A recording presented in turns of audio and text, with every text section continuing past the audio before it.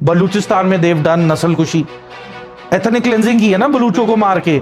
Almost 2 decades के जितने भी बच्चे थे ये सब मार दिए इन्होंने। और ह्यूमन राइट्स की लोग क्या अंधे हो जाते हैं जब बलूचिस्तान में एट्रोसिटीज होती हैं? Everybody is aware but they turn blind to it because money is involved. Major Samarpal Singh Toor, he has seen it all.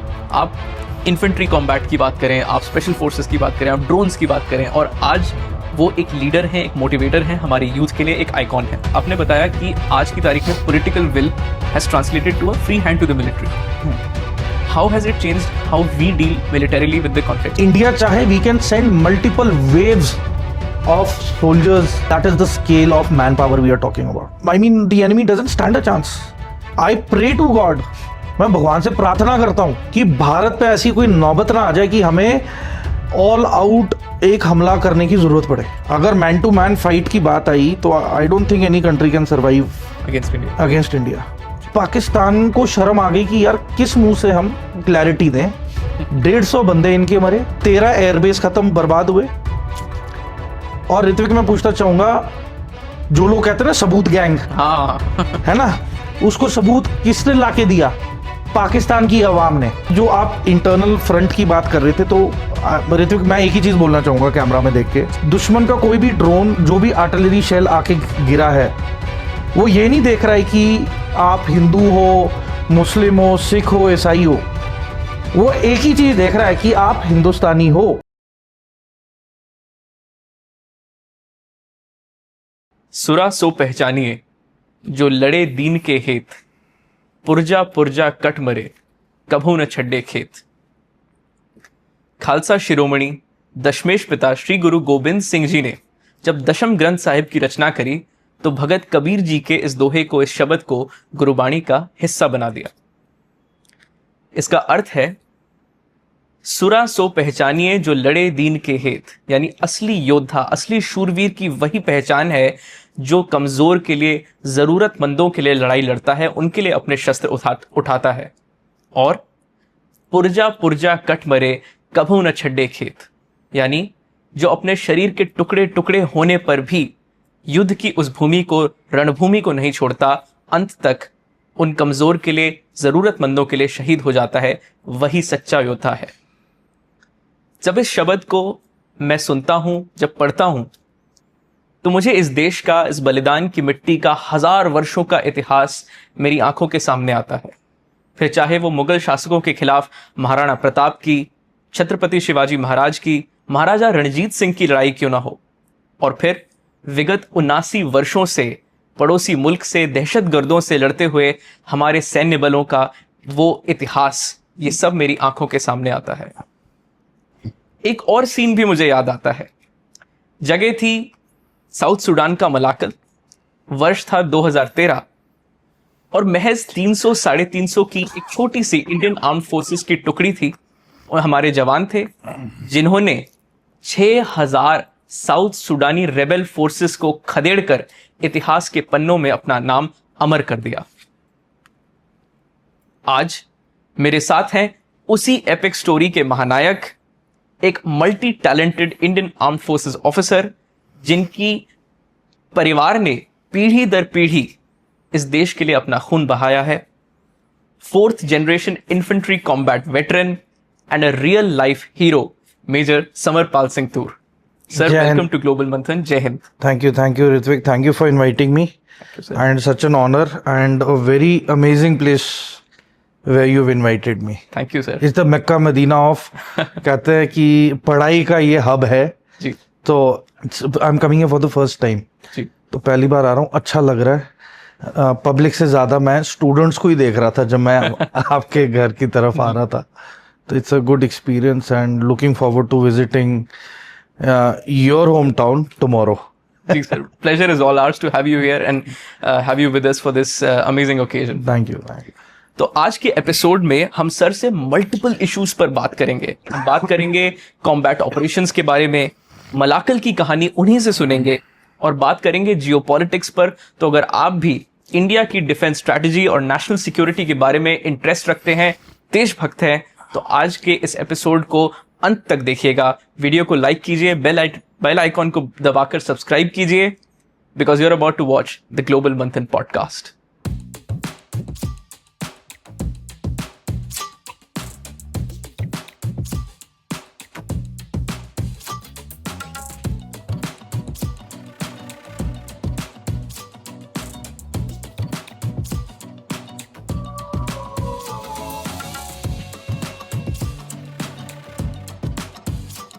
पहला सवाल मेरा हमेशा यही रहता है हाँ कि जब भी हम इतनी बड़ी बड़ी हस्तियों से हम बात करते हैं, उनसे रूबरू होते हैं, तो we sometimes see it from the outside, right? We read about you कि आप जब 2011 में आपकी कमिशनिंग हुई 8 राजरिफ में, and then I would like the viewers to hear from you कि आपकी वो पहली पोस्टिंग क्या थी जो कि people talk about it in itself. My first posting was Siachen glacier. जी. तो my home town is tricity, Chandigarh. मतलब ये था कि my reporting place was in Chandigarh. Okay. तब हमें इतना आई डिड नॉट नो कि एक्चुअल लोकेशन है क्या यूनिट की. तो मैं बड़ा खुश, मैं कहा यार देखो रगड़ा सबसे ज्यादा लिया है ना, तो the results are also going to be good. तो मैं तो मतलब I was teasing my coursemates, right, कि देखो भाई मेरा तो मतलब नियरेस्ट रेलवे स्टेशन जो है NRS पे रिपोर्ट करना होता है. From there the army guides you कि भाई वील टेक यू अहेड. तो मेरा mine was Chandigarh. I was like I was thrilled. घर के घर में मैं कहा यार ये तो घर में ही घर की पोस्टिंग आ गई, बल्ले बल्ले. But eventually like my father knew कि एक्चुअल लोकेशन कहाँ जाना है. So he was the one who kept insisting भाई शॉपिंग करा लेते हैं. मैं कहा आज तक तो शॉपिंग का आपने नाम तक नहीं लिया था, बोल रहे शॉपिंग करनी है. मैं कहा क्या खरीदोगे. Then we went in and he bought mostly the woollen clothes and all, inners and everything. तो I was like bit surprised. मैंने कहा यार यहाँ पे ही रिपोर्ट करना है, आप तो ऐसे कर रहे हो जैसे कहीं बर्फ गिर रही हो. कहते तू पैक कर ले, रख ले, तेरे काम आएगा. मैं So eventually I went, I will not name the place, but I went to a certain location. There I stayed the day. Next day we were to go. अब वो रात को ही 2-2:30 बजे बुला लेते हैं एयर स्ट्रिप पे. तो हम तो बैठ गए वहाँ सुनसान, फिर ऊपर से ठंड. एंड होते होते जब तक सुबह के 4:30 या 5 हुए तो पता चला कि आगे मौसम खराब है. देन आई रियलाइज्ड कि हो क्या रहा है कि एयर स्ट्रिप पे भी इन्होंने बोल दिया रिपोर्ट करो, फिर कह रहे मौसम खराब है. देन आई केम बैक, फिर मैंने इंक्वायरी की रिसेप्शन में, कहा यार असली बताओ कि कहानी क्या है, कहाँ जाना है. देन दे सेड यहाँ जाना है. तो then I realised okay so this is the thing. So I had to go to Siachen glacier. Right. उससे पहले कॉरेस्पॉन्डेंस कुछ हद तक हो गई थी ऑफिशियली विद द एजुडेंट. उसने ब्रीफ कर दिया था कि भाई यहाँ आना, but obviously nobody tells on the phone कि जाना कहाँ है. तो दैट्स ऑल लाइक सीक्रेट, वो दे डोंट टेल. तो देन इवेंचुअली वी वेंट. मतलब लकीली उस दिन फ्लाइट कैंसिल हो गई, तो मैं फिर घर चला गया मिलने ना. तो my dad was surprised. He said यार ये तो इट्स अ लकी थिंग. तो ही सेड कोई नहीं, एक दिन और घर की रोटी सही. So the next day also the weather was bad. तो 2 दिन के बाद the third day then the flight took off, we went and it was good. It was a good experience. So the reason I asked is because क्योंकि हर किसी में interest हो जाने का, we know it's the world's highest battlefield, right? तो क्या conditions होती हैं, and since it was your first posting, वो experience आपका कैसा रहा? यार एक्सपीरियंस वाज वेरी टफ. ऐसा तो कुछ था नहीं कि वहाँ शॉपिंग मॉल है, मोबाइल चल रहे हैं, चिल कर रहे हो, साइट सीइंग जा रहे हैं. There was nothing like this. तो obviously it was a total different world all together. 2011 की बात है, तो फोन के साथ इतनी एडिक्शन भी नहीं थी. बिल्कुल भी नहीं. तो we were like okay phone है तो है, नहीं है तो भी ठीक है. एंड मेरे टाइम पे तो there were no towers, there were no mobile towers. हम सैटेलाइट फोन के थ्रू ही घर बात होती थी. जी. तो things were different then, but infrastructure was coming up बहुत ही तेजी से. जैसे रोड्स, पेवमेंट्स, है ना, एम्बैंकमेंट्स एंड रिवर का जो भी लोकेशंस थी वो ज़्यादा सिक्योर की जा रही थी. The culverts and bridges were becoming more robust and Right. More solid and permanent kind of structures. वो दिख रहा था कि यार काम तो पूरा जोरों शोरों से चल रहा है. जी. एंड इवेंचुअली देन आज की तारीख में आप कंपेयर करो कि 2011, तो it's like a proper tourist destination हो गया है.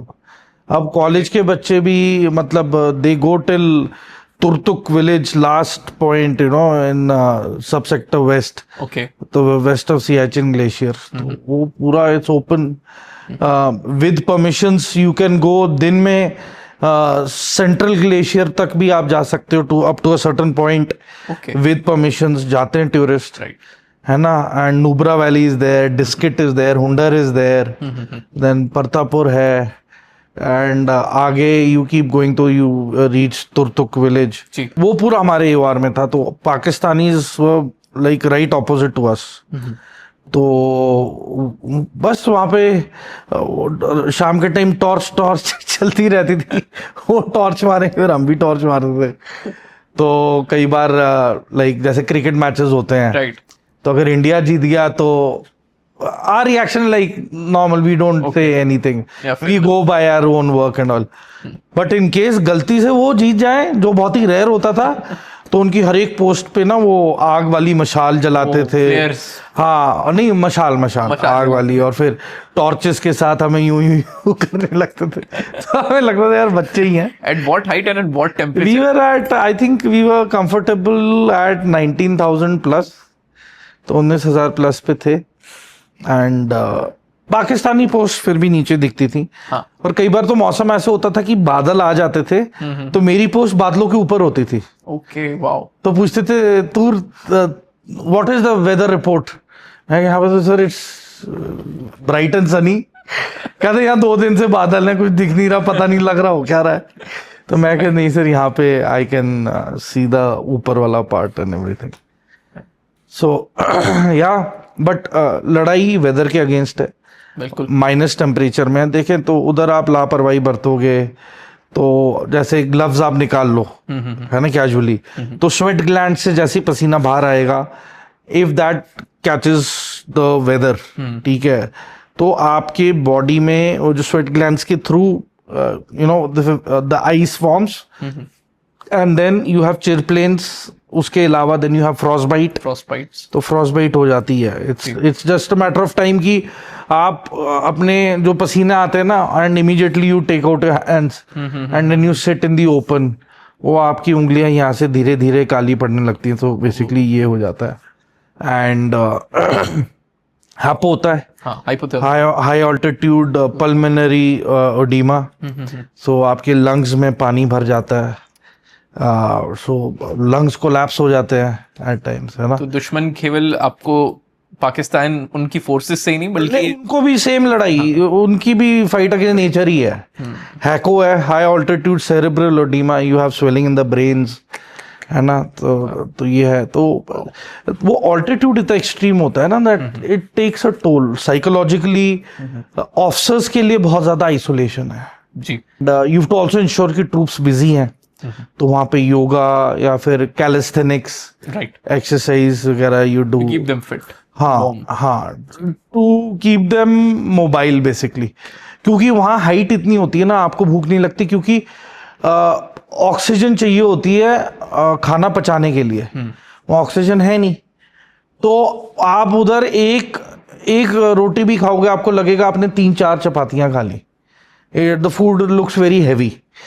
फिर खाना जब बनाते हैं तो यूजुअल टाइम लगता है आधा घंटा या 40 मिनट, ओके, है ना, फॉर द नॉर्मल टेम्परेचर में food to boil and all, तो 2-3 मिनट में हो जाता है. वहां पे इट टेक्स एटलीस्ट 40 मिनट्स कि पानी उबलने लगे, और फिर उसके अंदर जो आप वेजिटेबल्स डालोगे, है ना, for them to start boiling, and वो थॉ होने लगती हैं, सॉफ्ट होने लगती हैं. जी. तो वो, और वहां पे राशन की कोई कमी नहीं है. हाई कैलोरी टिंड फूड भी है, चॉकलेट्स, मिल्क सब है. बट द प्रॉब्लम इज कि ऑक्सीजन नहीं होती ना. तो जैसे टिंड फूड है तो आप ज्यादा खाओ, if you consume that little more, आपको अल्सर्स हो जाएंगे. So then you start vomiting blood. Okay and वहाँ पे माइनस टेम्परेचर है, तो जैसे one of my unit boys only, Naik Ufran, he is retired now, so I can take his name. So he, उसको ulcer हो गए थे, और उसको जैसे ड्रिप लगाते थे ना, आईवी ड्रिप, राइट वो ड्रिप 3 मिनट में ही इट यूज टू फ्रीज. अब ड्रिप अगर अंदर जाना है आईवी को तो उसे हाइट देनी पड़ती है ना, तो इट वॉज वेरी डिफिकल्ट. हमें literally we to keep rubbing the IV वाला जो पाइप था, to keep the IV fluid warm and circulating. that it doesn't freeze. हाँ, and then rescuing him was a very difficult task in itself. अब बर्फ 15-20 foot गिरती है, तो it is the height of 3 to 4 people standing on top of each other. तो उतना मतलब 15-15 foot की बर्फ है, तो इंसान अगर उसके अंदर भी गया तो वो पूरा ही अंदर धस जाता है. सो क्रेवास होते हैं, एंड ऐसे स्नोफॉल होती हैं, आवलांचेस आते हैं, राइट एंड आई थिंक मतलब I will not tell you the timing when we used to move and everything, वो तो टैक्टिकल रेलेवेंस है उसका, तो I will not say that. But मैं इतना बोलूंगा कि दुनिया को लगता है कि जिस दिन धूप चमक रही है ना अगले दिन, it is the ideal time to go, that is the most dangerous time to step foot. it starts melting. The snow starts melting and the snow become slippery. फिर स्नो की अलग अलग प्रॉपर्टीज होती हैं. बिल्कुल. एक होती है transparent snow, that is so hard कि अगर आप उसमें हथियार की एक गोली भी फायर करोगे ना, वो कुछ ही इंच उसमें जाके अटक जाती है, and you can see it stuck in the ice. Okay. It is that hard. Right. और शूज में फिर हम स्कारपा शूज होते हैं तो उस पर क्रैम्पॉन्स पहनते हैं, सो दैट वो ग्रिप बनी रहे, वरना यू कांट, वहां पे आप मैन्यूवर नहीं कर सकते विदाउट क्रैम्पॉन्स, है ना, ऑन योर स्कारपा बूट्स.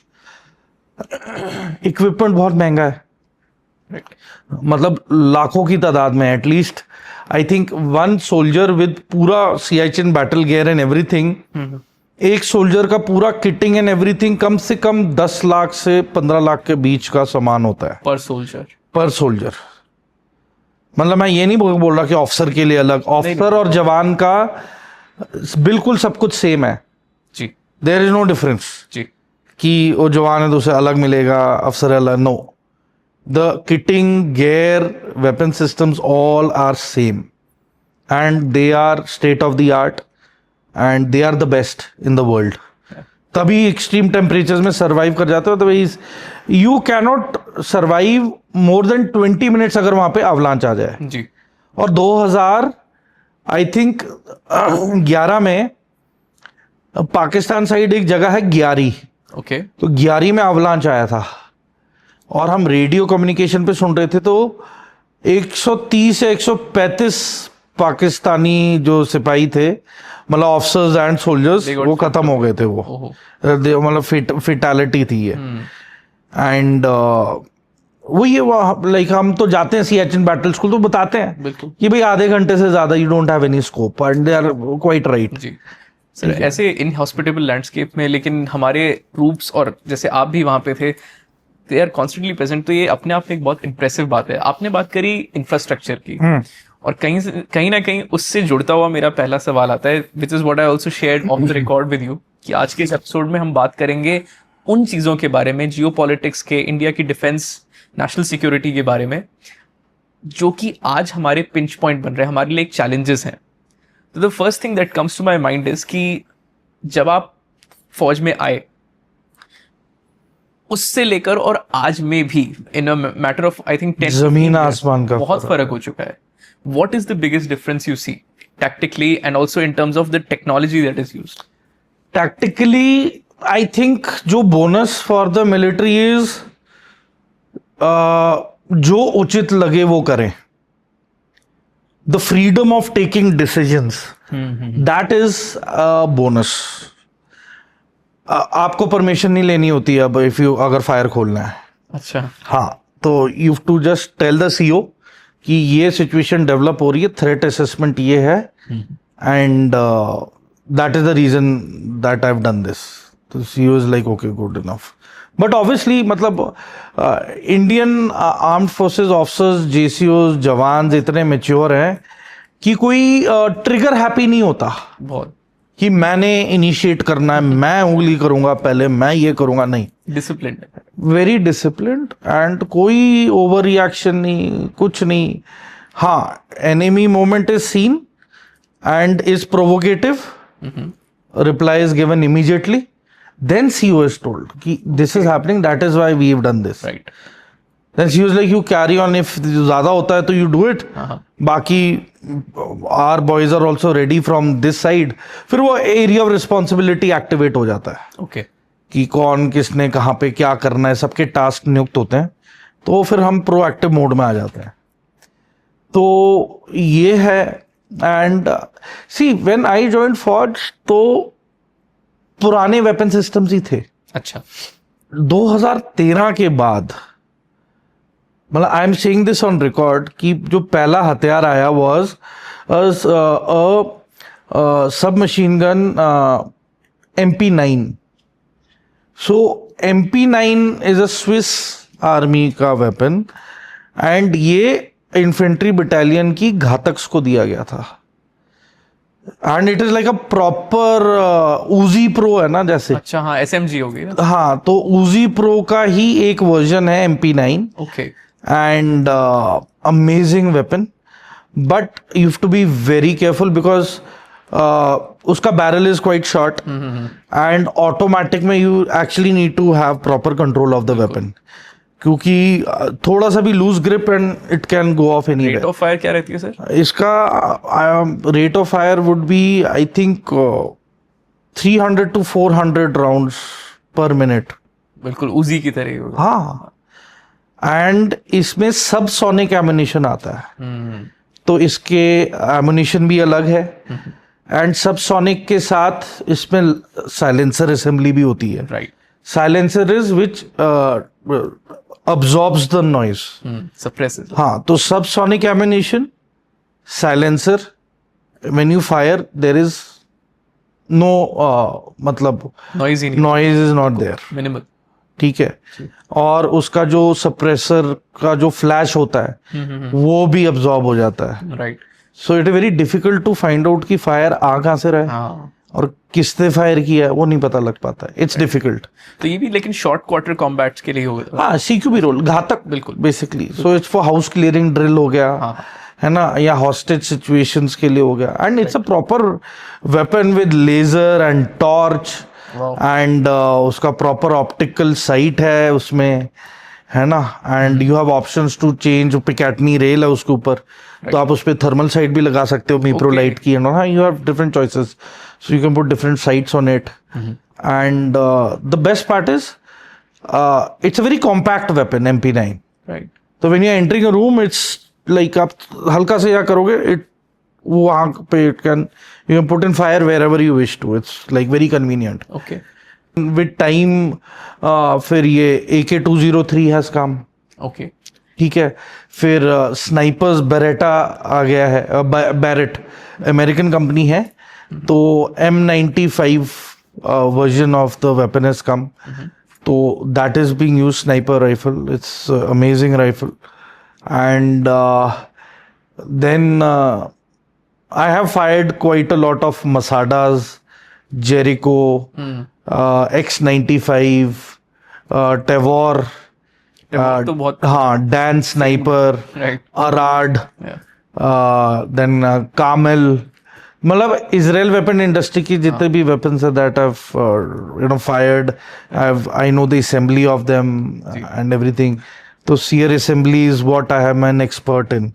तो sear assembly is the main heartbeat of the weapon. Right. तो उसमें 21 या 22 मैकेनिकल पार्ट्स होते हैं विद स्प्रिंग्स. उससे कंपाइल करके आपको वेपन में लगाना पड़ता है. तो अगर उसमें कोई दिक्कत आ जाए तो वेपन विल मैल फंक्शन, वो आगे चाल ही नहीं पकड़ता है.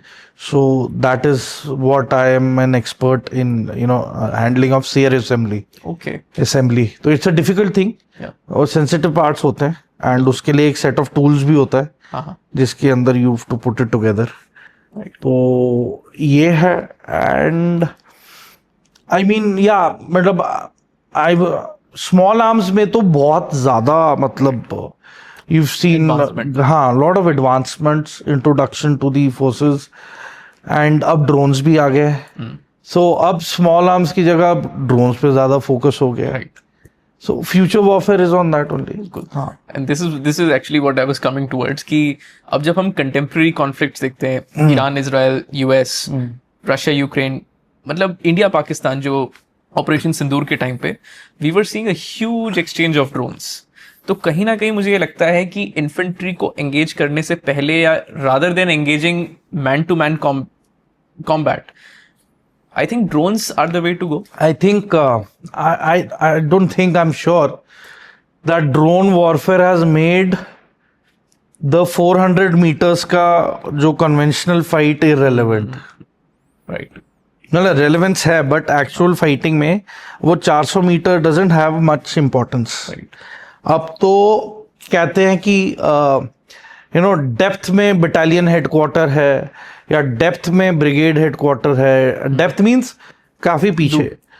बट अब I think 25 kilometre 50 kilometre 100 kilometre is no distance for drones any more. And जिस तरीके से in fact Ukraine is been launching attacks in Moscow Yeah. and the oil refineries, and approximate range is 1000 kilometers approximate. और ये 2-stroke combustion engine वाले drones हैं. Right. And Ukraine is putting Starlink का apparatus on these drones. Satellite से link up करके they are putting it deep into enemy territory and targeting their economic assets, mainly refineries, oil refineries. Right. ठीक है. वो फिर की military installations, radars, communication towers, fuel dumps, ये जो heavy armour है, मतलब आर्मर्ड वॉरफेयर पे भी एक वो क्वेश्चन आ गया कि इज इट रेलेवेंट, क्योंकि आपका टर्रेट एक सर्टेन डिग्री के बाद ऊपर जा ही नहीं सकता है to target the drone. Right. है ना. एंड देन दे मतलब एक थियोरी थी कि काइनेटिक एनर्जी तो चाहिए टू पेनिट्रेट हैवी आर्मर. वो भी खत्म हो गया. अब बिल्कुल टेक्नोलॉजी इतनी ज्यादा आ गई है इन एक्सप्लोसिव्स ऑल्सो, राइट, कि आपके सेंसर्स इतने स्ट्रांग हो गए हैं, आपके ट्रिगर मैकेनिज्म्स में इतनी ज्यादा चॉइसेस आ गई हैं, है ना, that when a drone is hitting वो बेयरली 10 मीटर से थोड़ा सा आगे नॉर्मल स्पीड में जाता है. एंड देन जो शेप्ड चार्ज जो आर्मर में पेनिट्रेट करके अंदर उसके जो मोल्टन फॉर्म में पूरा जो एक्सप्लोजन होता है, एंड देन जो कुक ऑफ हो जाता है टैंक. कुक ऑफ मीन्स वो अंदर से जो उसका एमिनेशन है इट ब्लास्ट्स. ओके. तो जैसे प्रेशर कुकर नहीं फटता है, तो something like that effect suddenly the ammunition blast in these armoured vehicles. Okay. And फिर वो टरेट अलग हो जाता है, हल अलग हो जाता है. So, I mean, not a very good sight to see, but armored warfare has really taken, मतलब सबसे ज्यादा हिट जो है अट्रिशन, नुकसान, वो आर्मर्ड ने ज्यादा has taken it in the drone warfare. वरना पहले तो वो कहते थे कि it is the armor which will first go into battle. बिल्कुल, है ना. It was the penetrating horse knight in a battle field. Knight था ये. बट आई थिंक अब विद ड्रोन वॉरफेयर वो सब कुछ, all theories have been set aside. New doctrine of warfare is going to come in place. जी. And it's moreover information warfare. It's through satellites, it's through phones, computers, laptops, palm tops, है ना. अब I mean Israel का आप example देख लो, जी, है ना. वो पेजर में बॉम्ब्स उन्होंने, they had put the detonators and explosives in those pagers. उन्होंने पेजर में कम से कम 1-1.5 साल पहले लगा दिया था. So you can imagine कि they were just waiting कि वो वायरस प्लांट करे, कम्युनिकेशन नेटवर्क में उसे एग्जीक्यूट का कमांड दें, and once that command is spreading throughout the network, वो पेजर्स वो फटते गए. सर उस पे तो मैंने जो स्टोरी पढ़ी थी अटलांटिक में, दैट ब्लू माय माइंड. जो इजराइल ने वो उसकी प्लानिंग करी थी पेजर अटैक की, दैट इज माइंड ब्लोइंग. जो आप बता रहे वो कौन सी, वो एक कोई एक शेल साउथ कोरियन कंपनी थी, then they created a shell company somewhere else in Europe. हाँ, in Europe, and then they got their orders from them, and then they sold it to them in bulk. It takes a lot of मतलब planning भी है, then fool proof भी होना चाहिए. बिल्कुल. So sir, we were talking about drones. $1000 $1500 के drones $1 billion infrastructure खत्म कर रहे हैं from Ukraine to Russia. But ऐसे में फिर एक बात और आती है, टेक्नोलॉजी की बात कर रहे हैं, एयर डिफेंस सिस्टम्स की बात कर रहे हैं। So what change have you seen over the years in ADC? What जो मैंने बदलाव देखे हैं, या मैंने ये बदलाव देखा है कि पाकिस्तान की एयरफोर्स और इस्लामाबाद का एयरपोर्ट एक मुल्क ने बंद करा दिया जिसके पास एयरफोर्स भी नहीं है खुद की, ओनली बाय ड्रोन्स। सो अफगानिस्तान की गवर्नमेंट ने, तालिबान ने ड्रोन अटैक्स जब किए इस्लामाबाद एयरपोर्ट के आसपास, राइट, उनका एयर स्पेस ही बंद कर दिया था उन्होंने, कि ना कोई हवाई जहाज वहां से टेक ऑफ हो सकता था, ना लैंड कर सकता था। ऐसे एंड ये जो फिर रेडियो क्रॉस सेक्शन जो होता है रेडार पे, जी, अब ये ड्रोन्स छोटे हैं साइज में, ये लकड़ी से बने हैं, कार्बन कंपोनेंट से बने हैं, प्लास्टिक कंपोनेंट से बने हैं, रेडार पे नहीं दिखाई देते, बिल्कुल। और इनका हीट सिग्नेचर भी ना के बराबर है। अगर किसी को लगे कि नहीं इस पे थर्मल कोटिंग कईयों, very few need thermal coating, right, otherwise frequency absorption paint भी आ चुका है अब, बाप रे, ठीक है। So you can't jam it, you can not find it, you can't find it, you can not jam it. बिल्कुल। और ऑटोनॉमस में लगा दो तो it is sure shot going to hit the target. Anti spoofing भी आ गया है। अब स्पूफिंग क्या होता है? आप अपनी कार चला रहे हो, उस पे मैप ऑन है आपके स्क्रीन पे, अब हूबहू वही जो मैप है, जब स्पूफिंग ऑन होगी तो आपके कार के स्क्रीन पे वो मैप किसी और मैप के साथ रिप्लेस हो जाएगा। तो आपको पता ही नहीं लगेगा कि एक्चुअल डेस्टिनेशन कहां पे है। सेम ये एग्जांपल के तौर पे मैं बता रहा हूं हाइपोथेटिकली। तो बेसिकली लड़ाई के दौरान जो जब स्पूफिंग होती है तो बेसिकली ड्रोन के जो मैपिंग जो सिस्टम है, सॉफ्टवेयर है, उसके ऊपर एक और ओवरले आ जाता है एनिमी का बनाया हुआ मैप।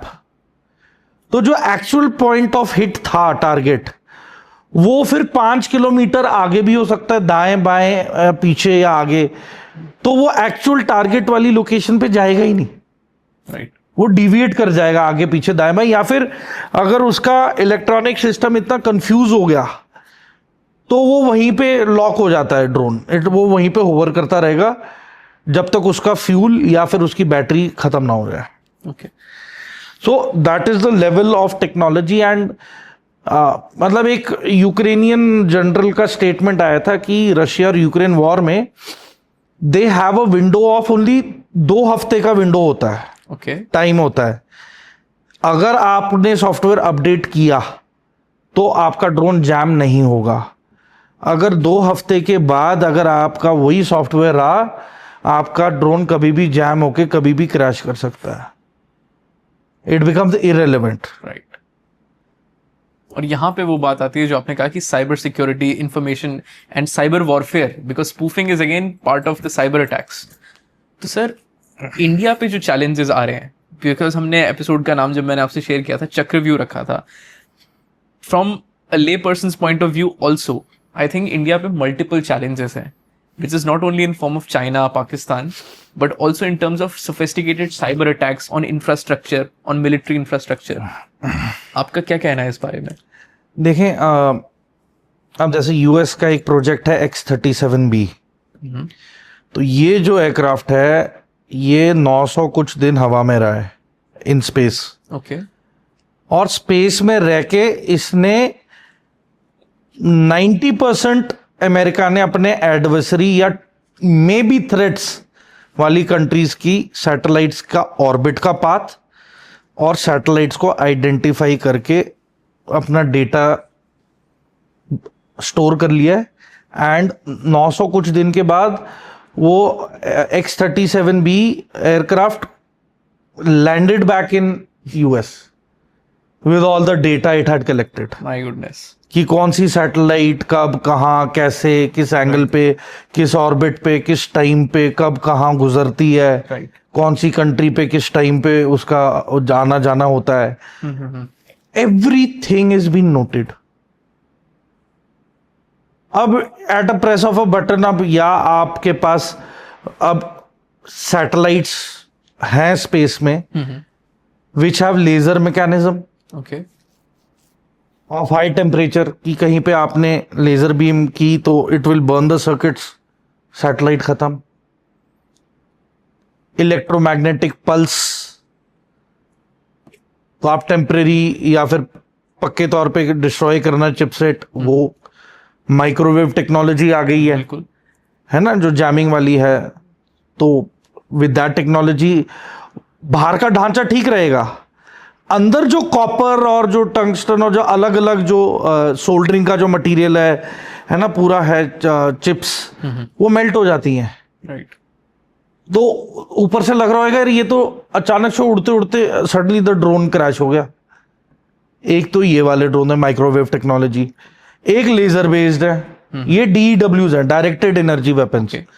तो लेजर का बीम में इतना ज्यादा हाई टेम्परेचर होता है, और वो अगर ड्रोन पे लगाए तो उसका जो फ्रेम है, फ्रेम को काट देता है वो हीट की वजह से, जिससे कि वो क्रैश होके नीचे गिर जाता है। बट नीचे गिरते टाइम भी इट ब्लास्ट्स। तो वो देखना है कि वो ओपन जगह पे गिर रहा है या पॉपुलेटेड जगह पे गिर रहा है, तो that you to take care. तो जो सुरक्षा कवच जो इंडिया बना रहा है along with the help of DRDO, तो की लोकेशंस पे ये डायरेक्टेड एनर्जी वेपन्स के लेजर्स, ठीक है, रेडार सिस्टम्स, ठीक है, माइक्रोवेव टेक्नोलॉजी के साथ, है ना, jamming and radio frequency jamming के साथ, मतलब अलग अलग जैमिंग, फिर जैमिंग होती है ना, GPS जैमिंग होती है, स्पूफिंग होती है, ये सारे पैरामीटर्स इकट्ठे करके ये अलग अलग क्रिटिकल लोकेशंस पे इंस्टॉल हो रहे हैं। ओके, अभी भी हो रहे हैं। So I think that will give an upper edge. And पर देखिए अब ड्रोन्स में भी ना ऑटोनोमस ड्रोन्स आ गए हैं। हाँ, which I was coming. तो इट इज लाइक कि स्टैटिक टारगेट्स तो उनको तो थ्रेट है ही, हाँ, कि आप स्टैटिक टारगेट का लैट लॉन्ग डालोगे तो एंटी स्पूफिंग अगर चिप है, it will still acquire the target. End of the day तो लेजर, डायरेक्टेड एनर्जी वेपन वाला लेजर ही है, बिल्कुल। ठीक है। फिर एक अमेरिकन कंपनी है सेंटिनल करके, तो वो उसने सेंट्री गन बनाई है। तो वो गन में ऑप्टिक्स के साथ अटैच्ड है, कहीं पे भी ड्रोन का मूवमेंट होएगा वो ऑटो एक्वायर करके within 2-3 seconds it terminates the drone terminating sentry. हाँ। हाँ, तो यही चीज अगर आप बॉर्डर पे इंस्टॉल कर दो फेसिंग द एनिमी, राइट, और रेंज उसकी दे दो 500 मीटर्स, तो दुश्मन के इलाके से 500 मीटर के दायरे में कोई उसकी रेंज में आया, दाई और बाई हद और आगे मतलब 400 मीटर या कुछ, that gun will take a flawless accurate pin point shot on the enemy. Right. But problem यह है कि क्या हम AI को ये पावर दे सकते हैं डिसीजन लेने के लिए इंडिपेंडेंटली, कि आप जान ले सकते हो इंसान के, है ना। तो कई बार वो भी होता है कि ह्यूमन वर्सेस मशीन। हाँ, कि if the machines become independent they start taking their own decisions, जो कि हुआ है अभी भी रिसेंटली, देन व्हाट? राइट, फिर वो टर्मिनेटर मूवी की याद आ जाती है, द मशीन्स टेक ओवर। बिल्कुल। सो वही है कि we have to be careful, कोई वायरस ना प्लांट हो जाए जिसमें कि सॉफ्टवेयर करप्ट होके हार्डवेयर को ऐसी कमांड करने लग जाए दैट उसका क्रिएटर ही मतलब थ्रेट में आ जाए। फ्रैंकेनस्टाइन। हाँ, it turns on to you only. हाँ, तो बहुत सारे चैलेंजेस हैं, ध्यान भी रखना है। एंड टेक्नोलॉजी अब अलग लेवल पे जा रही है, मतलब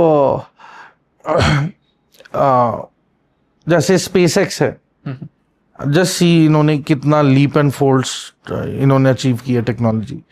अब वो AI चिप्स ब्रेन में भी लगा रहे हैं, बायोनिक चिप्स आपके ब्रेन में, तो it is going to enhance the functions, retain more memory, super soldier वाली जो बात है। हाँ। तो ये सारी चीजें हैं। फिर आजकल वो बायोनिक आर्म्स आ गई हैं एम्प्यूटीज के लिए जी। तो अगर आपका असली में भी बाजू नहीं है, बट अगर आपने वो पहना हुआ है, you're wearing that bionic arm, you can actually, if you can hold a glass, you can feel it in the brain, the nerves can give the message that you are actually holding a glass. Wow. If somebody holds your bionic arm, you can feel it कि हाँ किसी ने हाथ पकड़ा है तुम्हारा. That is the level of technology. Sophisticated. हाँ. Sir इस डिस्कशन को अब थोड़ा सा हम जियो पॉलिटिक्स पर लेके आते हैं. मैं ये पूछना चाह रहा था कि how do you, because you are also apart from the many things that you are a very erudite commentator on geopolitics, और आपके मैसेजेस को, आपके जो भी पॉडकास्ट या आपके न्यूज चैनल्स पर जब आपकी प्रेजेंटेशंस होती हैं तो people listen to you. What is the one thing that we need to learn now about the contemporary conflicts? Self-reliance. आत्मनिर्भर. आत्मनिर्भर. कोई तुम्हें रेस्क्यू करने नहीं आ रहा है, कोई तुम्हें बचाने नहीं आ रहा है, कोई तुम्हें डूबते हुए पानी से निकालने नहीं वाला है. तो इससे अच्छा है, जब तक समय है आप खुद अपने वेपन्स और सिस्टम्स तैयार कर लो, उनमें माहिरता प्राप्त कर लो. आई थिंक जो मिलिट्री इंडस्ट्रियल डिफेंस कॉम्प्लेक्स है उसमें जिस तरीके से R&D चल रही है, I mean you see it's all AI. ये जो अभी गल्फ में वॉर हुआ है, बिल्कुल. तो Maven software is the main platform जो ये सॉफ्टवेयर अलग अलग मतलब डेटाज कलेक्ट कर रहा है. There is a company called Palantir. Palantir. तो Palantir company has created a software just called Maven. Maven. तो Maven software क्या करता है, सैटेलाइट से लेके anything which has eyes and ears in terms of technology, उससे सारा statistical data obtain करता है. वो एक certain pattern of movements, enemy presence, enemy activity, ठीक है, उसके जो लॉगरिथम्स बनाता है उस पे वो 10 और अप टू 5 मोस्ट बिल्कुल जो होगा पॉसिबल जो सिनेरियो है वो आपके सामने पेश करता है कि ये पूरी हरकत देखते हुए और फीडबैक लेते हुए फ्रॉम द बैटल ग्राउंड वो 5 ऑप्शंस रखता है आपके टेबल पे विद सॉल्यूशन. उसमें यह भी बोलेगा कि आपने प्रेस कॉन्फ्रेंस करनी है, आपने झूठ बोलना है जो ट्रम्प कर रहा है. हाँ. He is lying. राइट. तो as a leader he is creating deception. धोखा, डिसीव कर रहा है. राइट. दुश्मन ईरान सोच ही रहा है कि यार इसका अगला कदम क्या होने वाला है, ये अगला ऐसा क्या स्टेप उठा लेगा. राइट. इस्फहान फैसिलिटी के पास 25 किलोमीटर दूर, मतलब पास नहीं, मतलब in that AOR, in that area of responsibility, आपका एक F-15 हॉर्नेट का F-18 या F-15 था, F-15 air fighter jet crash हो जाता है जी. और आप एक ऐसी टेक्नोलॉजी को यूज करते हो कि आपको कम से कम 50-60 किलोमीटर दूर से पता लग जाता है कि इधर आपका बंदा है. जो कह रहे थे हार्ट मरमर वाला जो था, बिल्कुल है ना. सो मैं दर्शकों को ये बताना चाहता हूं कि ये जो टेक्नोलॉजी की बात अभी सारे कर रहे हैं ना, ये बहुत ही पुरानी टेक्नोलॉजी है. ये अमेरिकन बॉर्डर जो पेट्रोलिंग डिपार्टमेंट्स हैं या फिर जो कस्टम्स डिपार्टमेंट हैं बॉर्डर्स पे, तो जहां पे ह्यूमंस की आवाजाही होती है यूएसए में, तो ये डिटेक्टर्स यूज करते हैं. पहले तो एक्सरे होती है, तो व्हीकल्स के एक्सरे से देखते हैं 360 की कोई इसमें ह्यूमन ट्रैफिकिंग या इलीगल इक्विपमेंट तो नहीं है जी. उसमें भी वो लेयरिंग बना देते हैं, लेयर्स बना देते हैं, तो वो भी नहीं पता चलता. उसके बाद देन ये हार्ट मरमर जो डिटेक्टर्स है, ये बिल्कुल जैसे 1.5 या 2 मीटर पे ये गाड़ी के बॉडी के साथ बिल्कुल लगा के देखते थे. तो जैसे ही इन्हें heart, it is like doctor stethoscope लगा रहा है आपके चेस्ट पे आपकी हार्ट बीट सुनने के लिए.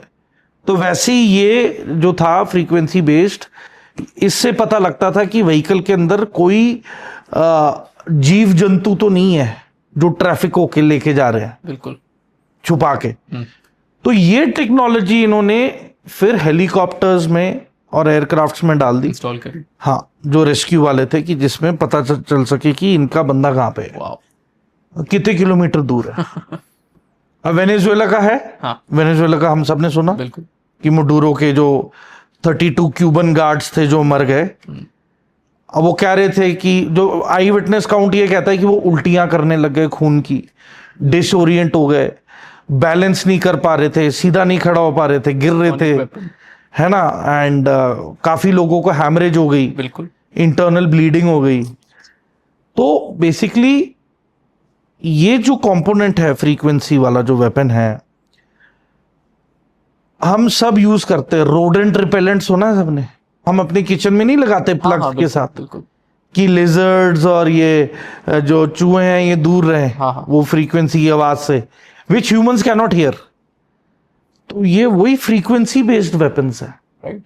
जिसका एक बार शायद टेस्ट क्यूबा में हुआ था, हवाना में, जो द हवाना सिंड्रोम। बिल्कुल बिल्कुल बिल्कुल। जिससे स्पाइस के वो हेडेक्स होने लग गए, है ना, and they started developing fever, infections, and then they had to leave that area. और जब वो जाते थे छुट्टी तो दे वर एब्सोल्युटली फाइन। जब वो वापस एज स्पाइस वापस आते थे, कहते दोबारा शुरू हो जाता था। बिल्कुल। तो ये फ्रीक्वेंसी बेस्ड वेपन्स हैं। आजकल जैसे वेयर हाउसेज है, उसमें फ्रीक्वेंसी बेस्ड ये कंपोनेंट्स हैं कि आप इतनी फ्रीक्वेंसी करोगे तो लेजर्ड्स दूर रहेंगी, इतना करोगे तो रैट्स दूर रहेंगे, थोड़ा और आगे कर दोगे तो, है ना, तो जैसे कैट्स हो गए या dogs, they will not be coming there, है ना। तो बहुत ही अल्ट्रा हाई फ्रीक्वेंसी पे तो आप विसल बजाओ तो dogs can hear it, right, but humans can't. तो ऐसा हिसाब है ये जो फ्रीक्वेंसी वाले जो वेपन्स है यूएस के। मैं बहुत ही लेमैन लैंग्वेज में समझा रहा हूं। तो ये कॉन्सेप्ट और चीजें पहले घर के रोजाना वो कामों में यूज होती थी, इसको वेपनाइज किया अमेरिकन ने। So you cannot hear it, you cannot see it coming, but it will do all the damage it can. It will do the job. हाँ, it will do the job. बिल्कुल। Sir, अब जब हम बात करते हैं geopolitics की और इस स्थिति की, what is the one thing that India is already prepared for? हम किस तरफ स्टेप्स ले रहे हैं? बिकॉज आपने बताया कि आज की तारीख में political will has translated to a free hand to the military. How has it changed how we deal militarily with the conflicts? क्योंकि हम on this podcast we had major general Anuj Mathur a few episodes ago, and he said कि ये 2.5 front 3.5 front war जो है, we are prepared for it. तो what is your assessment? यार, I think see multiple front war I seriously doubt कि होगा। अच्छा। पहली चीज, okay. In case it happens, मैं एक चीज बहुत क्लियर करना चाहूंगा Ritvik, the British survived world war 2। मतलब ब्रिटिश विजयी रहा दूसरे विश्व युद्ध में सिर्फ इंडियन सोल्जर के दम पे, ठीक है। तो कोई बोले ना कि दूसरे विश्व युद्ध की बातें करें, आप हर जगह चले जाना, अफ्रीका में चले जाओ, यूरोप में चले जाओ, 90% जो ग्रेव्स है ना, वहां पे इंडियन सोल्जर्स के नाम लिखे हुए हैं, इंक्लूडिंग हाइफा, जिसे लिबरेट किया था मेजर दलपत सिंह ने। तो मैं वही बताना चाहता हूं सभी इंडियन यूथ को कि we are a super power.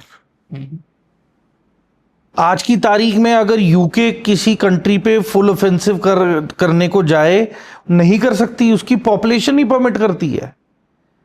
India चाहे, we can send multiple waves of soldiers and divisions for attack. That is the scale of man power we are talking about. और ये तो वो है जो सेकेंड वर्ल्ड वॉर की बात कर रहा हूं, वो तो gone are those days. Right. आज की तारीख में the capability and the technical know how, the weapon upgradation इतनी ज्यादा हो चुकी है that I mean the enemy doesn't stand a chance. I pray to God, मैं भगवान से प्रार्थना करता हूं कि भारत पे ऐसी कोई नौबत ना आ जाए कि हमें ऑल आउट एक हमला करने की जरूरत पड़े। राइट, अभी तो हमने ऑप सिंदूर में कुछ बटन दबा के ही जीत गए ना, बिल्कुल, तो I think let it remain till there. That way. अगर मैन टू मैन फाइट की बात आई तो I don't think any country can survive against India. Against India. जी, वाओ। एंड देखिए, न्यूक्लियर अटैक की लोग बात करते हैं, न्यूक्लियर वेपन, देखिए वो एक पॉलिटिकल डिसीजन होता है। ठीक है, आज की तारीख में अमेरिका और ईरान के बीच आज पीस डील साइन हुई है, मतलब few hours back, just few hours back. Few hours back. Yeah. सबसे ज्यादा नुकसान किसका हुआ है? Israel, US. And intercontinental ballistic missiles were used, ICBMs, जी जी जी, बिल्कुल खुरम शहर, बिल्कुल। Fateh, Sejjil, Yeah. ये सीरीज की missiles were used by Iran. Then MIRV technology, multiple independent re entrant vehicle technology, जिसके अंदर एक टाइम पे मिसाइल का ऊपर का पूरा खाका खुलता है एंड आपके पास 10 से 15 वॉरहेड अलग से जाते हैं। बिल्कुल। यहाँ पे क्लस्टर बॉम्ब्स थे, ये अराउंड 40-50 थे अलग अलग, heading and targeting the full locality. कहते हैं ना एक बिल्डिंग पे आके गिरी, अब वो एक बिल्डिंग नहीं है, अब वो कहते हैं ये 5-6 बिल्डिंग्स उसके फायर के अंदर टारगेट हुई हैं।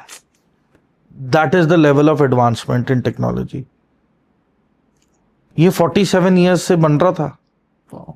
Despite sanctions on Iran, north Korea की न्यूसैंग सीरीज की मिसाइल है, न्यूसैंग 18। जी। तो न्यूसैंग 18 का अपग्रेड जो अब नॉर्थ कोरिया यूज कर रहा है, न्यूसैंग 21, उसकी अपग्रेडेशन में ईरान का काफी ज्यादा कंट्रीब्यूशन है। Okay. क्योंकि जो न्यूसैंग 18 सीरीज दी थी ईरान को नॉर्थ कोरिया ने, उसकी सॉफ्टवेयर अपग्रेडेशंस कर करके उसे तब परफेक्ट बना दिया कि वो इंटरसेप्ट ही नहीं हो सकती अब। वाओ। North Korea. मतलब David Sling, Arrow, Patriot missiles, जी। है ना, ये सब व्हेन दे, जब ये जाती हैं ये खुरम शहर मिसाइल को, है ना, मतलब इंटरसेक्ट करने, जी। तो जो इनकमिंग आईसीबीएम है वो अपनी स्पीड कम कर लेती है। तो जो डेविड स्लिंग हो गया, एरो हो गया, ये पेट्रियट मिसाइल्स हो गई, इसके कंप्यूटर के लॉगरिथम कंफ्यूज हो जाते हैं कि अभी तो इतनी स्पीड पे आ रही थी, हाँ, now I have to engage it and it has suddenly slowed down. Vector velocity. हाँ, तो उसका वेक्टर कम हो गया, हाँ, इसकी स्पीड उतनी तेज आ रही है, बाप रे। जैसे ही पास आ रहे होते हैं वो डिविएट करके it heads to the target. Right. तो अब हिजबुल्लाह को क्यों अटैक कर रहा था इजराइल इतना ज्यादा? जब ईरान के साथ हिजबुल्लाह कोऑर्डिनेट कर रहा था, तो ईरान कहता था हिजबुल्लाह को कि पहले तुम अपने रॉकेट्स और मिसाइल्स दागो इन पे, जो पहला अम्ब्रेला है वो तुम बिछाओ, right. Exhaust their air defences. तो जब हिजबुल्लाह लॉन्च करता था उसके 5 मिनट के बाद ईरान की missiles were already en route, तो 5 मिनट के बाद these missiles used to find their way on targets. इसलिए हिजबुल्लाह को पहले डेसिमेट करना था। राइट। तो militarily what I feel where America has gone wrong is, America और इजराइल को पहले मिलके हिजबुल्लाह को खत्म करना चाहिए था, उसके बाद ईरान का इशू एड्रेस करते हैं राइट। साइमल्टेनियसली। मतलब आप डिप्लॉयमेंट ऐसी करते कि अमेरिकन फोर्सेस का 70% जो डिप्लॉयमेंट होना था वो इजराइल के साथ हिजबुल्लाह को खत्म करने के लिए होना चाहिए था,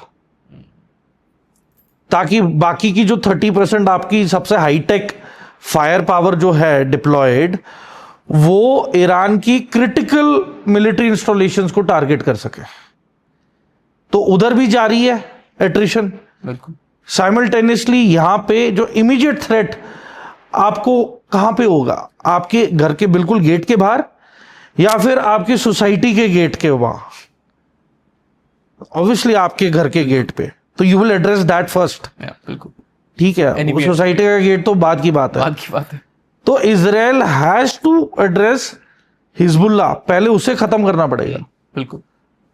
पर ये मिलिट्री पॉइंट ऑफ व्यू से कोई बात नहीं करता ना। अब ईरान क्यों तड़प रहा है कि भाई हिजबुल्लाह को इंक्लूड करो, लेबनान को पीस डील में डालो। 13 प्रॉक्सीज हैं ईरान की जो मिडल ईस्ट में ऑपरेट कर रही है, राइट। ठीक है, जिसमें हुती यमन में डिप्लॉयड है, जी। ठीक है, फिर हमास और इस्लामिक जिहाद पैलेस्टाइन में है, राइट। हिजबुल्लाह लेबनान में है, बिल्कुल। फिर मैं कुछ और नाम पढ़ के बता देता हूं आपको। सीरिया में ज़ेनबियून और फतेमियून डिवीजन ऑफ ब्रिगेड है, ठीक है।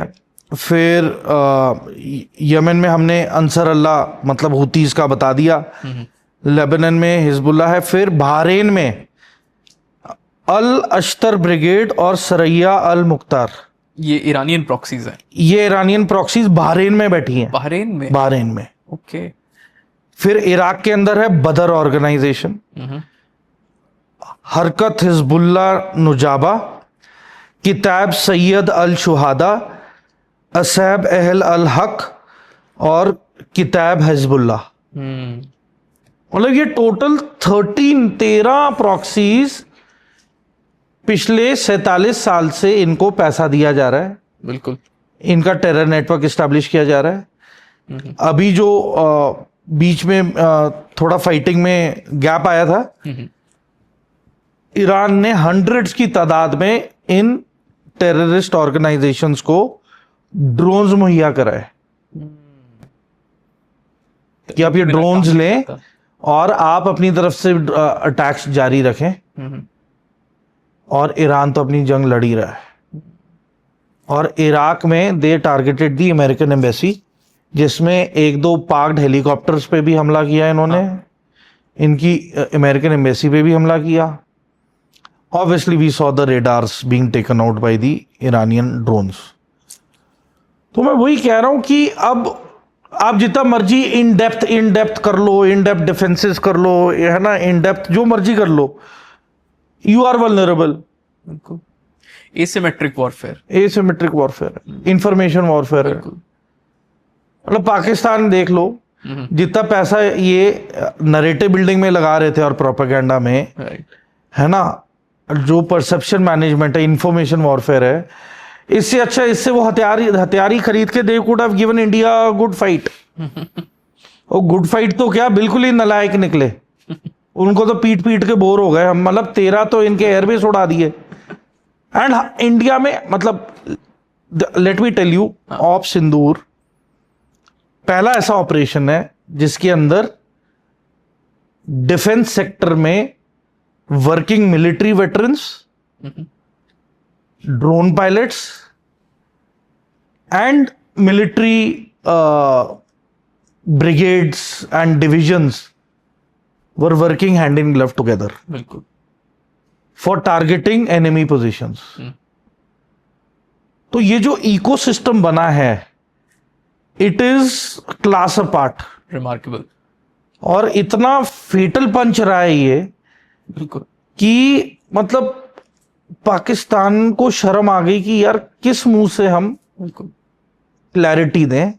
150 बंदे इनके मरे, फेटैलिटीज, राइट। 13 एयरबेस खत्म, बर्बाद हुए। और ऋत्विक, मैं पूछना चाहूंगा, जो लोग कहते हैं ना सबूत गैंग, हाँ है ना, उसको सबूत किसने लाके दिया? पाकिस्तान की आवाम ने। बिल्कुल। क्योंकि जितनी भी रिकॉर्डिंग्स बाहर आई हैं पाकिस्तान की, वो पाकिस्तान की आवाम ने रिकॉर्ड करके दुनिया के सामने पेश किया है। हमारी तो एक प्रेजेंटेशन थी मिलिट्री की, जिसमें हमने बता दिया कि ये ड्रोन फुटेज है, ये टारगेट है, यहां पे हमारे ड्रोन जा रहे हैं, हिट कर रहे हैं, that's it. But actual colour के अंदर, कलर फोटोग्राफ एंड फिल्म, बिल्कुल, पाकिस्तान आवाम, credits Pakistani Awam for creating the evidence, बिल्कुल, कि उनको कैसे पेला गया। बिल्कुल। मतलब किराना हिल्स तक का भी आया है वीडियो। हाँ, और कितने स्मार्टली हमने उसको बोला था, भाई they also know, we also know, but did we hit Kirana Hills? वो हमने उसको रिटोरिकली उसको बताया।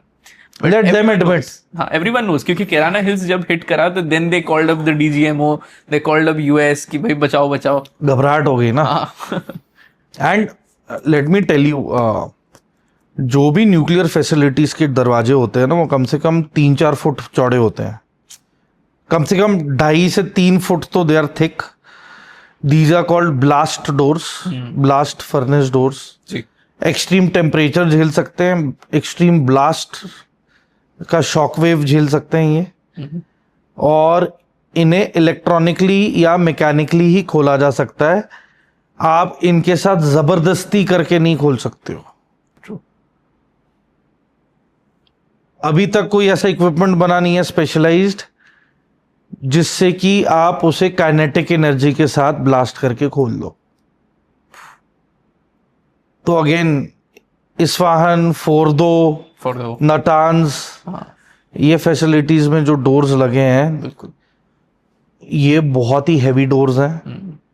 और अगर इनमें एक्सप्लोड करना भी है, जो बाकी जो टनल स्ट्रक्चर है, it will get compromised. Right. वो स्ट्रक्चर केव इन हो जाएगा. क्यों हुआ? हाँ, जो हुआ. GBU-5 bunker buster bomb. हाँ, तो बेसिकली जो भी एनरिच्ड यूरेनियम है आज की तारीख में ईरान का, इट इज बरीड इनसाइड.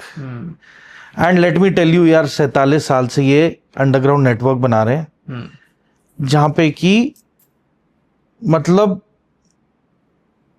पूरे लंबे फ्लैट बेड ट्रक्स जो होते हैं with launchers and missiles underground navigate कर सकते, चल सकते हैं. तो ये जो न्यूक्लियर फैसिलिटीज हैं, इसके रास्ते कम से कम 15 से 20 किलोमीटर बाहर जाके भी निकलते होंगे कहीं ना कहीं. क्रेजी. ठीक है. एंड ये जो अंडरग्राउंड नेटवर्क है ना, ये 1980s से नॉर्थ कोरिया के इंजीनियर्स ने हेल्प की है ईरान को ये बनाने के लिए. जी. तो कभी भी नॉर्थ कोरिया जो भी टेस्टिंग करता है, उसके सारा nuclear facility is in the mountains, beneath and with in the mountains. Proper city और नेटवर्क है. मतलब वियतनाम लड़ाई कैसे जीता? Guerrilla warfare. Guerrilla warfare with tunnels. American को पता ही नहीं था कि उसके 2 फुट पे नीचे रास्ता जा रहा है. ऊपर घूमते थे, नीचे से वियत कॉन्ग के सोल्जर्स उनको. हाँ, they should hit them. Sir, इसमें एक बात और आती है कि जब हम जियोपॉलिटिक्स की इतनी बात कर रहे हैं, all this is happening in a particular frame of reference. अगर हम इंडिया के पॉइंट ऑफ व्यू से देखें तो हम West Asia, South East Asia, Indo Pacific की बात करते हैं. यूरोपियंस की बात करें तो यूक्रेन, रशिया.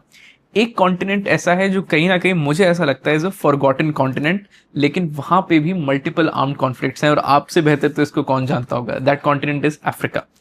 वहां पे इस वक्त क्या चल रहा है in all this turmoil? Africa में ज्यादातर वॉरलॉर्ड सिस्टम है. वहां पे हर 25-30 किलोमीटर के बाद वो अलग से वॉरलॉर्ड या कबीले का सरदार जो कहते हैं, वो विलेज वाइज चेंज होता है, ट्राइब वाइज चेंज होता है. वहां पे ज्यादातर ट्राइबल वॉर है. तो हर एक ट्राइब के इलाके होते हैं. You can not trespass and cross that area. Okay. If you are doing it without intimation or without money, you will be, मतलब तुम्हें गायब कर देंगे, मिलोगे भी नहीं कहीं. It is a very sensitive zone. Okay. और ये पूरा अफ्रीका में ये हो चुका है. Right. It has become a narcotics network zone. Illegal black market for all type of weapons. All type of weapons. ठीक है. And इलीगल एयरक्राफ्ट्स यहाँ पे होते हैं without transponders. Private aircrafts are involved. ठीक है. Contract based pilots are involved. I don't want to name the countries. I know the countries. मैं नाम लूंगा तो प्रॉब्लम हो जाएगी. Okay. ठीक है. तो या but yes, anyways I want to avoid taking names.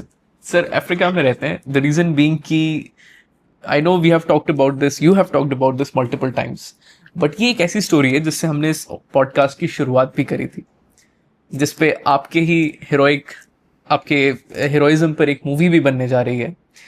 I want to talk a little bit about Malakal. क्या हुआ था वहां पे और क्यों आपने और उन 350 इंडियन ट्रूप्स ने अपना नाम इतिहास में दर्ज कराया?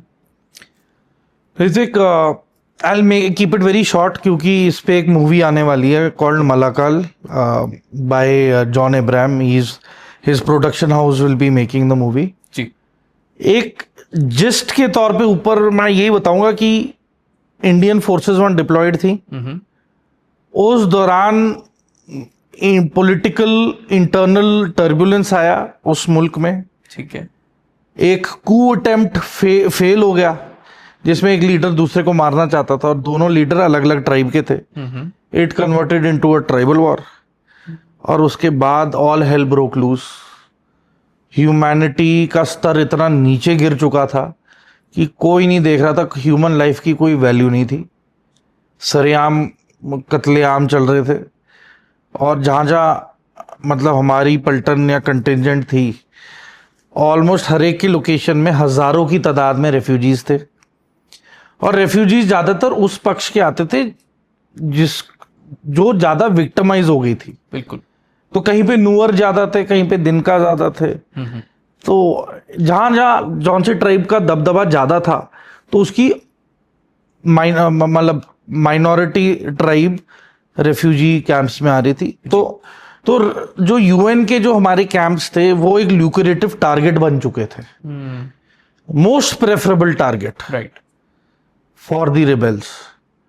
इवेंचुअली फिर आपको पता ही है ये नशे करते हैं, है ना. एम्फेटामिन ये जो ड्रग है ना, एंड फेंटेनिल, हाँ है ना. तो they consume all these and उसके बाद दे गो टू वॉर. नशे के अंदर है ना नार्को लिंक इज देयर. बिल्कुल. Illegal weapons are there, ammunition is involved, बहुत सारी चीजें हैं.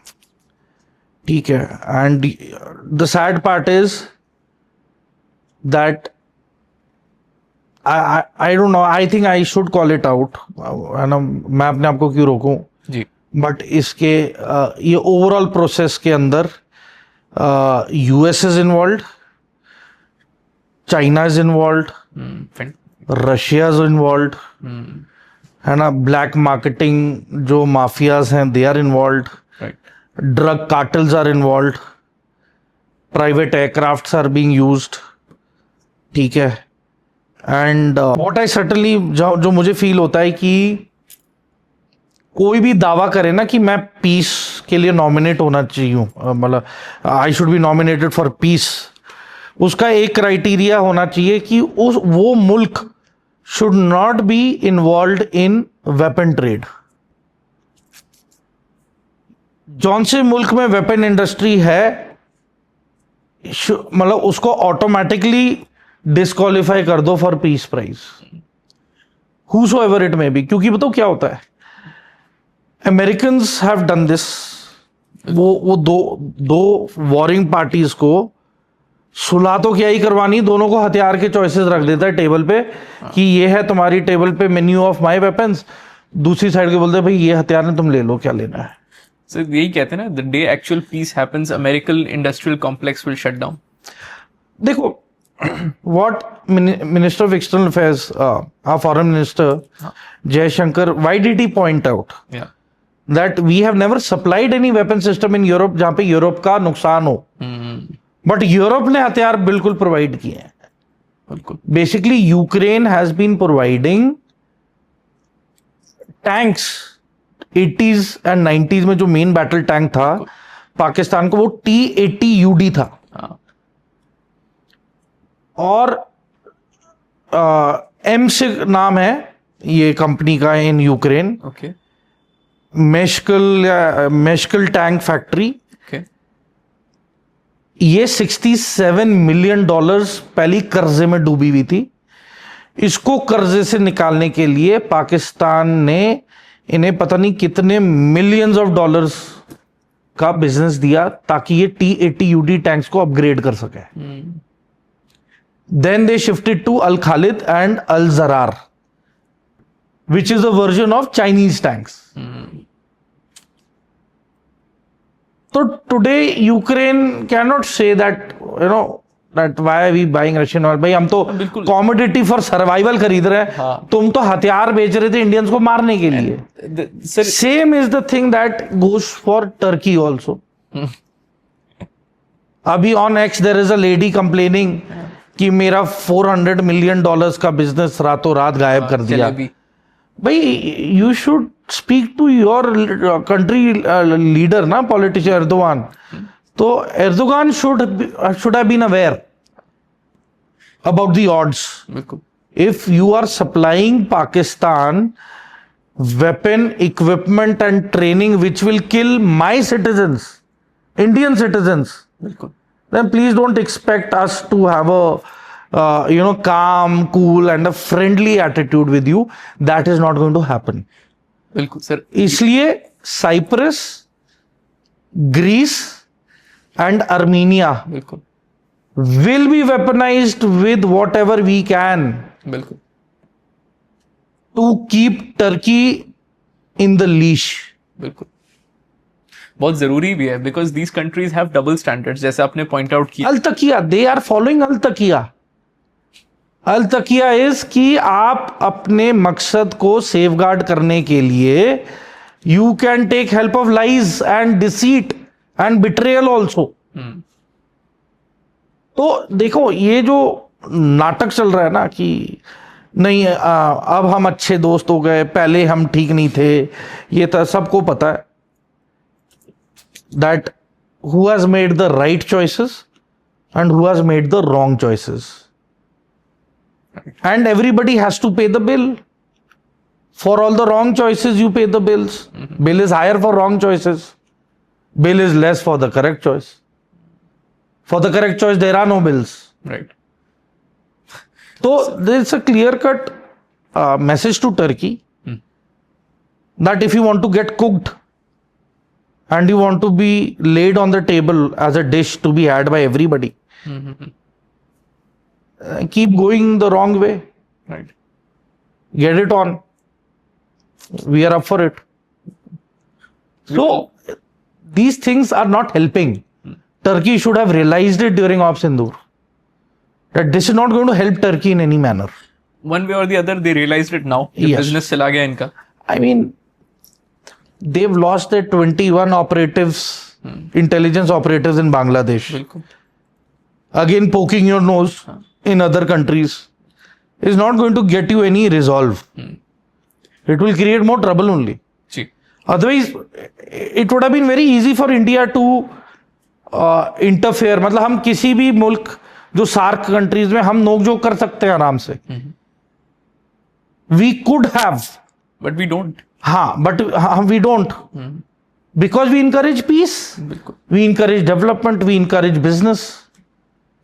अब ये मुल्कों ने करना नहीं है, तो I fail to understand what do they want. Sir सही मायनों में we are the ones who respect international law, क्योंकि हम किसी की सॉवरेनिटी पर किसी भी तरह से हम दखल अंदाजी करते नहीं है। बट हाँ, अगर आप हमें कुरेदते हो देन वी डोंट, वी अब yesterday morning Trump gave a statement to the press and the world yes that under the leadership of Prime Minister Modi, अगर इंडिया पे कोई हमला करता है तो अमेरिका विल बी देयर. मैं तो इतना ही बोलूंगा, all eyes on China.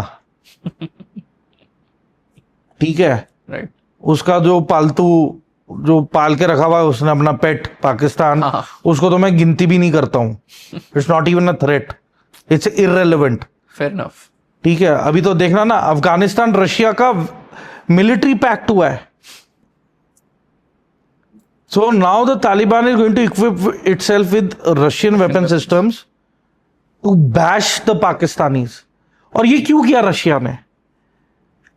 Pakistan को आईएमएफ पैकेज बेल आउट एक ही शर्त पे मिला, जब पाकिस्तान के टेबल पे अमेरिका ने पूरा मेन्यू लिस्ट रखा कि इतने इतने वेपन सिस्टम्स का एमुनिशन तुम बना के यूक्रेन भेजोगे.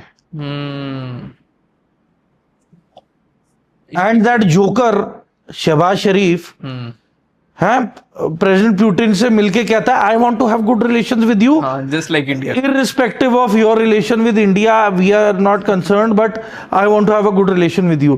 But how? By giving ammunition to Ukrainian who will kill the Russians, and you're sitting there holding the hand of the Russian president and saying you want to have good relations.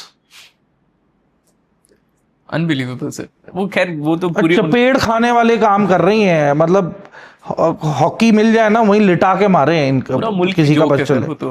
So they have to have a holistic approach, वो इनमें है नहीं, intellect है नहीं, IQ है नहीं, corruption पूरी चल रही है, सीपेक इनका डीरेल हो चुका है।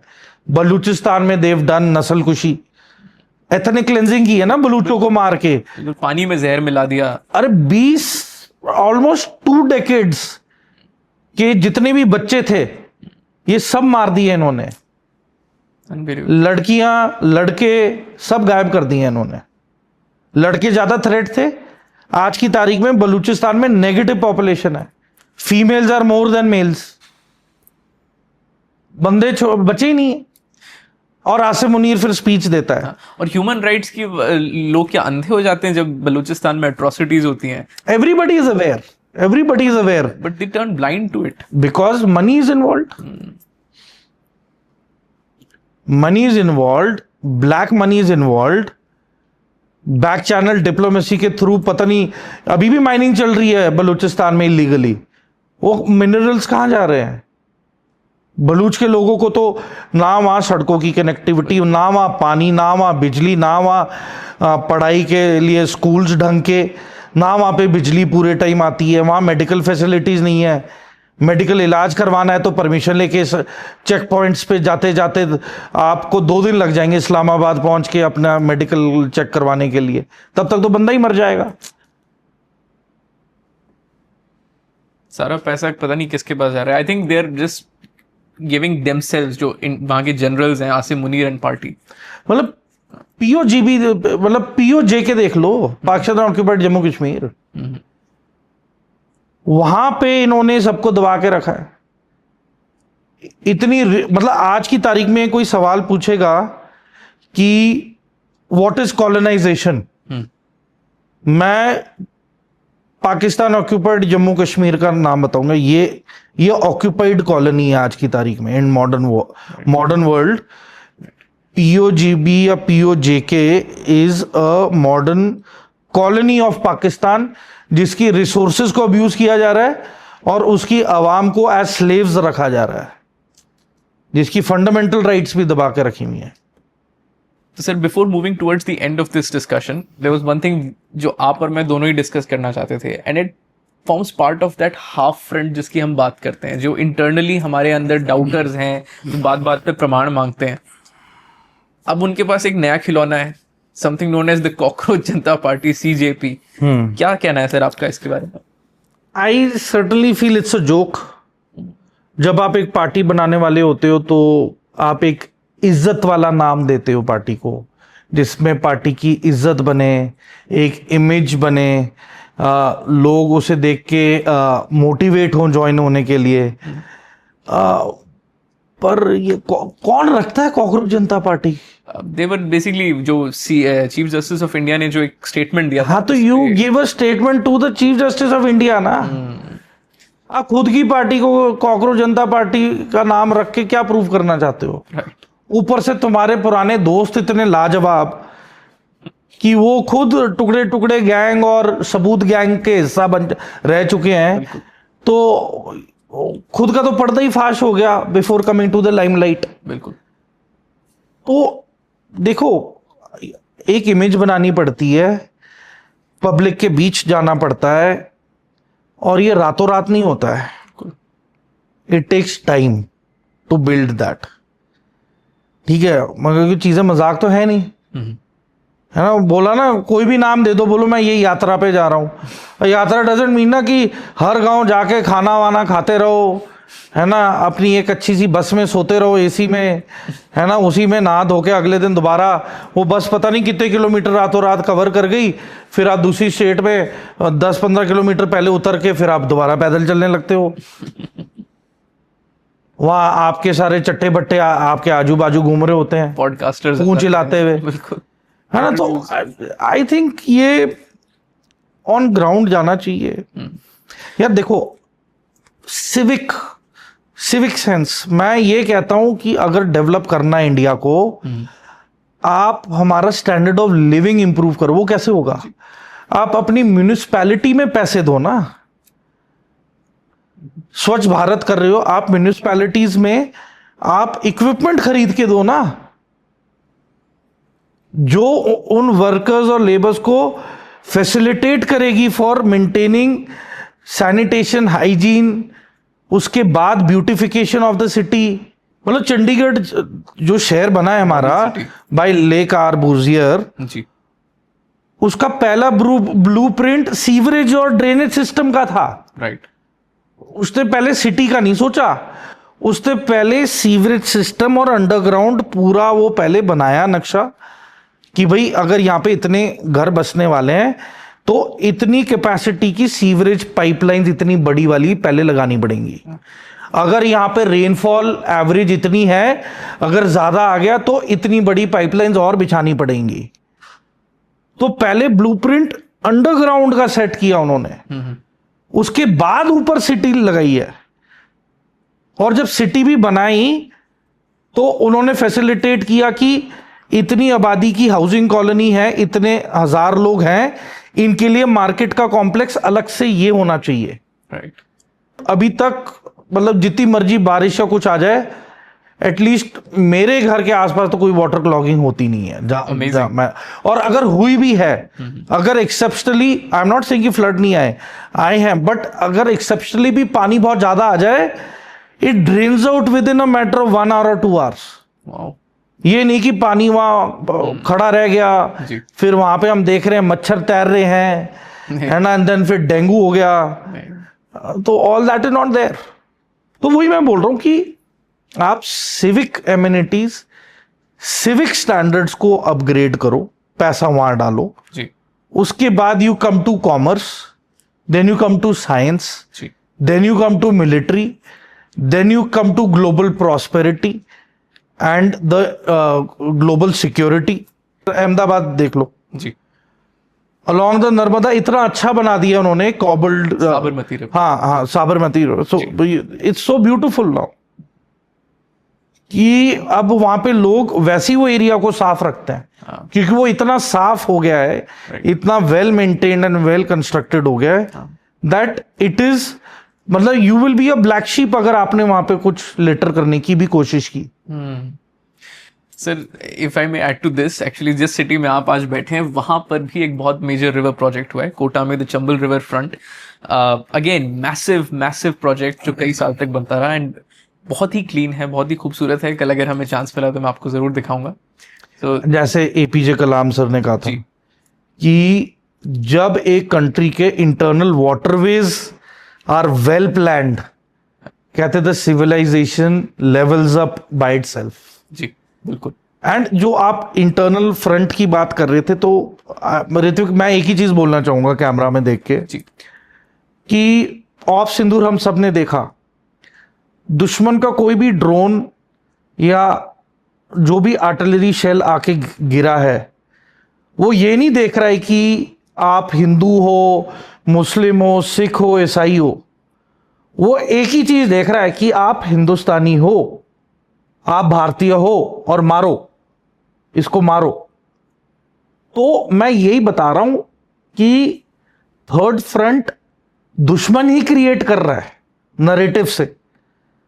सो जितना जल्दी जागेंगे उतना बेहतर होगा, वरना इसका एडवांटेज जो दुश्मन मुल्क है हमारे दाएं और बाएं, सबको पता है, वो इसका भरपूर फायदा उठा रहे हैं और उठाते रहेंगे।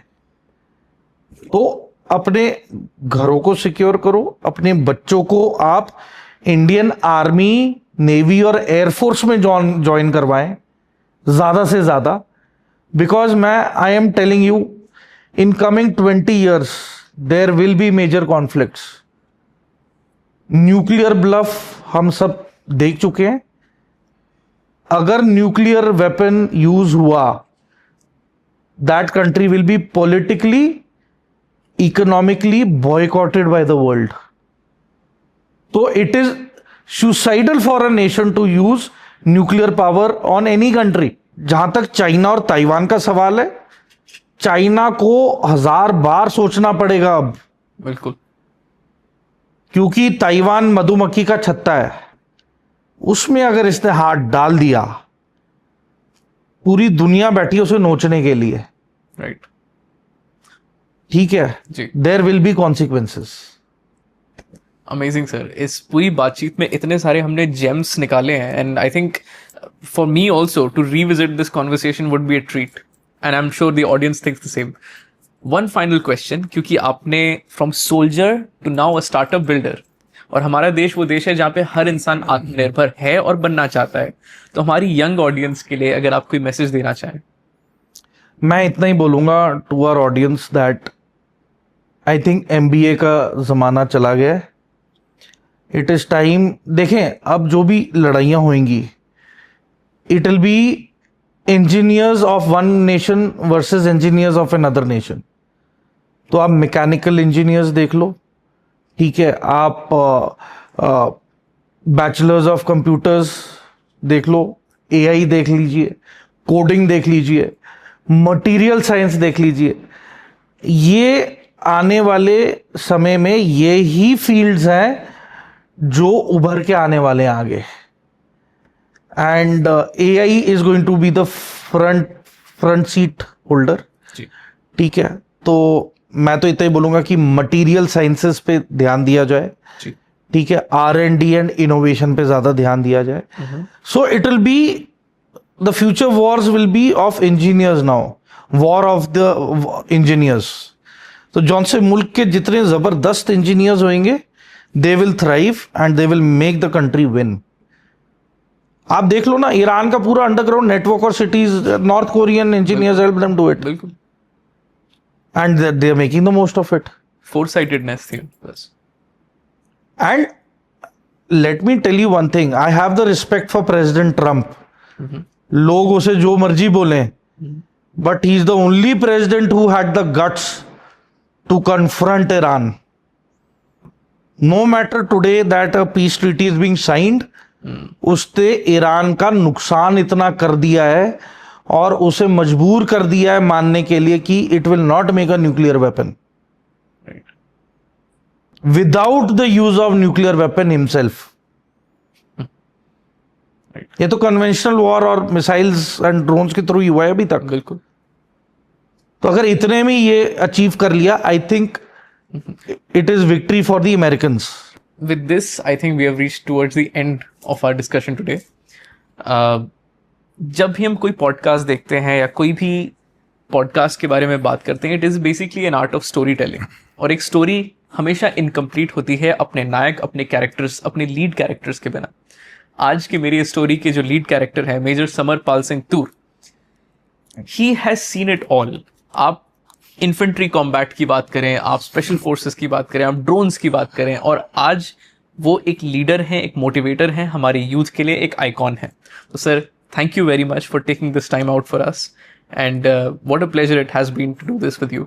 Thank you, Ritvik. Jai Hind. And bas I would just encourage the youth to join the forces, because now is the time when the nation needs you the most. So we have to prepare for the coming 20 years. Absolutely. And to the audience, keep watching the Global Manthan podcast. More episodes to come. Stay tuned.